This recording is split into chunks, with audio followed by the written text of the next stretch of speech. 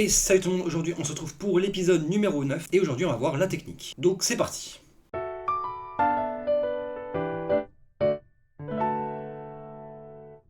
Donc pour commencer avec la technique, le petit repère philosophique du jour, c'est en théorie, en pratique. Tout ce qui est en théorie est du point de vue de la connaissance, alors que tout ce qui est en pratique est un point de vue de l'action. C'est le seul et c'est peut-être un des plus simples. Mais du coup, quand on parle de technique, qu'est-ce que c'est? La technique, c'est un ensemble de procédés efficaces pour produire un effet voulu. Son étymologie, c'est techné, qui vient de la Grèce antique, qui veut dire savoir-faire, rationnel, orienté vers un but par opposition ou au hasard, selon Platon. Donc, ce qui en découle de technique, c'est technologie, évidemment. La technologie, c'est l'application systématique des sciences à la production d'outils et des procédés. On a également la création qui vient de la spontanéité, c'est-à-dire de l'appropriation de la matière et qui donne un objet unique et original. Et ce qui est en opposition avec la production, qui est une action répétée à partir d'un schéma ou d'un modèle préconstruit pour créer quelque chose. Et évidemment, il y a également les outils. Les outils, c'est quoi? C'est un objet technique qui permet de remplir des fonctions données. Voilà. Maintenant, quelques citations à connaître. Nous avons tout d'abord un monde gagné par la technique et perdu par la liberté. En somme, le produit technique... En bref, le progrès technique, bien qu'utile, peut réduire notre autonomie. En automatisant les actions, en imposant des normes d'efficacité ou en renforçant la surveillance, la technique va risquer de déshumaniser les individus et ainsi de les priver de leur humanité et de leur sens critique. Puis nous avons celle de Pablo Casals. D'ailleurs là, c'est une mauvaise image, celle-là c'est une image de Arthur Schopenhauer. Donc il s'agit de la technique la plus parfaite et celle que l'on ne remarque pas. En fait, cela signifie dans cette phrase qu'une technique réussie s'intègre de manière fluide et naturelle dans notre vie. Elle fonctionne si bien qu'en fait, elle en devient invisible.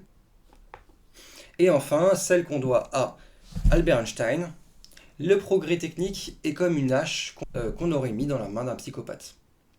Bon, cette citation met en garde contre les dangers du progrès technique sans conscience morale. La technique, c'est comme un outil puissant qui peut servir le bien mais aussi le mal. Tout dépend de l'usage qu'on en fait. En fait, sans éthique, elle devient une menace. C'est comme la citation de François Rabelais, science sans conscience n'est que ruine de l'âme. Voilà, c'est pareil, mais pour la technique. Et maintenant, quelques références à connaître pour ce chapitre-là. Tout d'abord, nous avons le Protagoras de Platon. En fait, dans le Protagoras, Platon va parler du mythe de Prométhée. C'est un mythe très à connaître cette année, par cœur, même si, bon, par cœur, en quelque sorte, vous connaissez l'histoire, quoi. Donc, dans le mythe de Prométhée, nous avons Épiméthée qui était chargé de donner des caractéristiques à certains animaux, à tous les animaux même. Ces caractéristiques, il en donne. Parfois, il en donne 2, 3, il se fait plaisir. Mais il reste plus que l'humain, et l'humain, lui, il n'a plus rien à la fin. Du coup, Prométhée va aider cette créature faible et démunie, et va lui donner le feu prométhéen, qui vient de feu d'Héphaïstos, mais aussi l'intelligence d'Athéna. Ce feu, c'est en fait le symbole de la technique. Il permet de compenser la faiblesse initiale qu'Épiméthée a donnée aux hommes. Ce feu nous permet d'augmenter nos capacités et de maîtriser la nature environnante. Mais du coup, le problème c'est que Prométhée, lui, il n'avait pas le droit de faire ça. Du coup, il va se faire damner, on va dire ça comme ça, et il va vivre le reste de sa vie, même si en fait, il vit une infinité de vie, mais il va vivre le reste de sa vie à se faire manger le foie par l'aigle de Zeus. Le travail, c'est l'action de libération par laquelle on emploie la technique pour maîtriser la nature. En fait, c'est être maître de son destin et de son rapport au temps par la technique et par la culture. Ensuite, on a également le livre L'Émile de Jean-Jacques Rousseau, dans lequel il propose la thèse suivante. Tout objet technique précède de l'existence d'un besoin. Il améliore et prolonge nos capacités. Néanmoins, son utilisation va mener à un affaiblissement de nos capacités, puisque on cède en quelque sorte nos capacités à cet objet. Par exemple, on va utiliser notre téléphone pour mettre de la lumière. Bon, c'est un exemple pas fou. Mais on va du coup, nous, être habitués à moins bien voir, puisque de toute façon, le téléphone, il met la lumière, quoi. Il n'y a pas besoin de plus voir. En fait, Plus on utilise la technique, plus on en a besoin de la technique. Et sans nos artifices, nous n'avons plus de capacité naturelle. Nous avons l'exemple d'une personne vivant au XIVe siècle, un guerrier, un viking par exemple, et nous avons quelqu'un d'aujourd'hui. Avec notre technique, on pourrait largement tuer cette personne, il suffit d'un pistolet et cette personne meurt. Par contre, t'enlèves le pistolet et là, elle nous bat à main nue. Puis nous avons La crise de la culture de Hannah Arendt. Donc, elle établit dans son livre, datant de 1961, une double distinction entre l'objet artistique et l'objet technique. C'est la fin, on peut la distinguer par la fin, l'objectif en fait, et par la durée, qui est temporelle. Un objet technique n'existe que parce qu'il répond à un besoin pratique. L'objet technique a donc une fin utilitaire, et par contre il est temporaire. Il sera consommé, utilisé, usé, bref. On va utiliser une hache, elle va s'émietter à force. Une œuvre d'art, elle, ne répond à aucun besoin pratique. Cependant, c'est un objet qui va persister dans l'âge. Persister parce qu'on va la garder en fait, on va la laisser vivre. Elle est donc pseudo-éternelle. Platon, dans Phèdre, nous dit également que l'écriture, c'est un moyen d'étendre notre mémoire. En fait, Socrate dit que l'écriture, c'est la mort de l'humanité, puisque en fait, c'est la technique par excellence. En fait, dans l'Antiquité, la popularisation de l'écriture a mené à la crainte de la perte de notre mémoire. En fait, on peut aussi se dire si l'écriture, ça serait pas un pharmacone, puisqu'il peut faire la mort de la mémoire à long terme, mais à court terme, il nous aide quand même beaucoup. Il faut se dire que sans l'écriture, je ne pense pas qu'on soit à ce point présent aujourd'hui.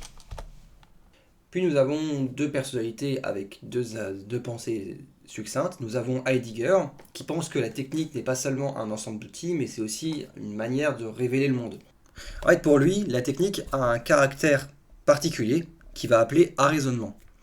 Elle somme la nature de ce livret comme un stock exploitable, prêt à être utilisé, en gros. Donc par exemple, on va avoir l'eau qui va devenir un réservoir hydroélectrique, la forêt qui devient un stock de bois. Et en fait, ce rapport instrumental qu'il va avoir rompt avec la relation plus contemplative et plus respectueuse de la nature.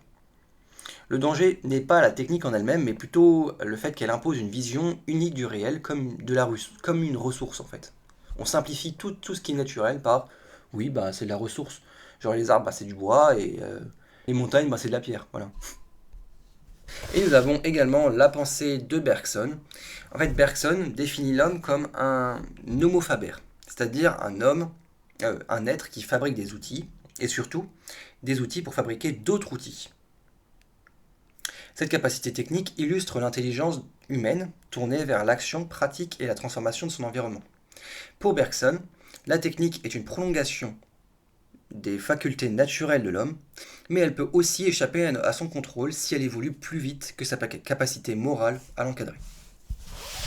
Et donc, voici, on en a fini pour le cours, maintenant nous passons à un petit quiz pour vérifier vos connaissances. À quoi sert la technique selon Bergson ?